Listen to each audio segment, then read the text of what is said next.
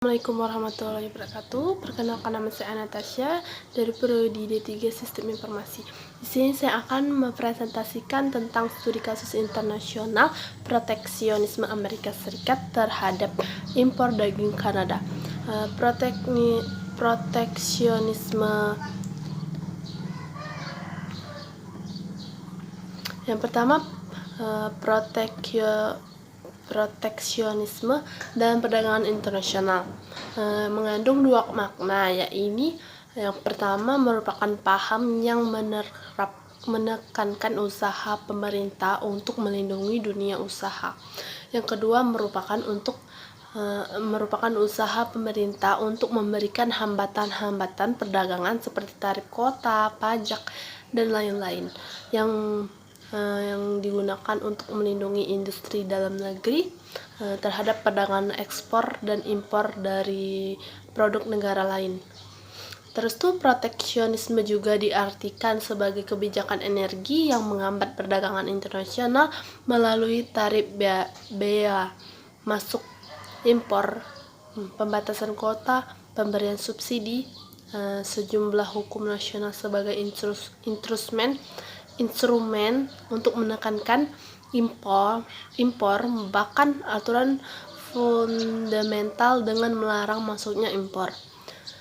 Pada awal politik proteksionisme dikemukakan oleh Alexander Hamilton, Menteri Keuangan pertama Amerika Serikat, dalam Reforms of Manufacture tahun 1791, di mana menurutnya negara sudah seharusnya melakukan proteksionisme terhadap industri-industri muda yang belum memiliki keterampilan bersaing dengan masuknya produk-produk dari luar negeri, sehingga akan menciptakan kecenderungan menutup akses bagi industri muda untuk turun andil dalam kompetisi pasar bebas akibat tergilas oleh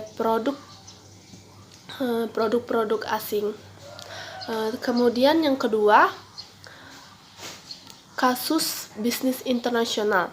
Sengketa County Origin Labeling atau COL sebagai proteksionisme Amerika Serikat terhadap Kanada.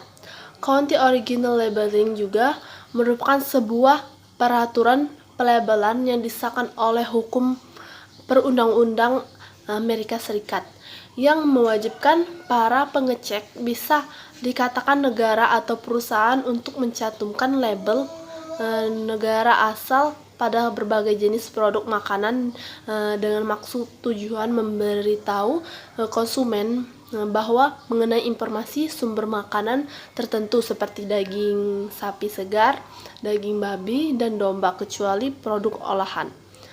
Terus kemudian kasus ini bermula ketika Amerika Serikat mengajukan perluasan County Origin Labeling sebagai aturan hukum untuk menjaga tingkat keaslian atau pelabelan asal produk, jenis produk, cara penyembelihan seperti daging sapi, babi, domba, serta ayam. Hukum ini juga menciptakan ketahanan pangan agar setiap produk yang dipasarkan tidak merugikan konsumen.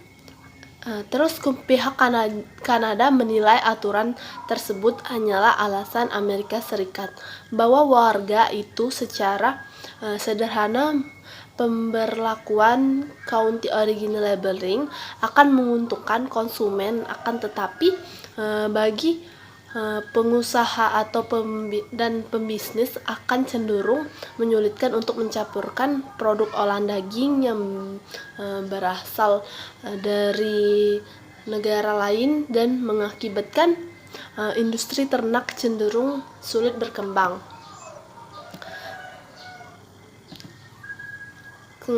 Jadi dari penjelasan itu, solusinya pada Desember 2008 dan Juli 2009, Kanada mengajukan pertemuan dengan Amerika Serikat terkait proteksionisme County Original Labeling, akan tetapi hasil yang didapatkan nihil. Kemudian pada Oktober 2009, Kanada Canby mengajukan permasalahan ini ke WTO yang memiliki wewenang sebagai benchmarker. Yang kedua, negara menginginkan adanya diskusi panel dengan Amerika Serikat untuk menyelesaikan masalah pada teknik pembatasan dalam perdagangan atau TBT dan ketentuan dasar GATT. Pelanggaran ini menyangkut arti bahwa setiap negara dilarang untuk mendiskriminasi produk dagangan dari negara lain terhadap produk lokal atau domestik.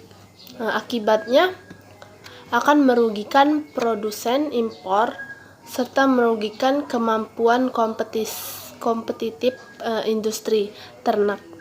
Sedangkan informasi yang diberikan kepada konsumen tidak profesional dan dinyatakan tidak sah. Baiklah, itu saja penjelasan presentasi dari saya. Apabila ada kata-kata yang salah, saya mohon maaf. Terima kasih.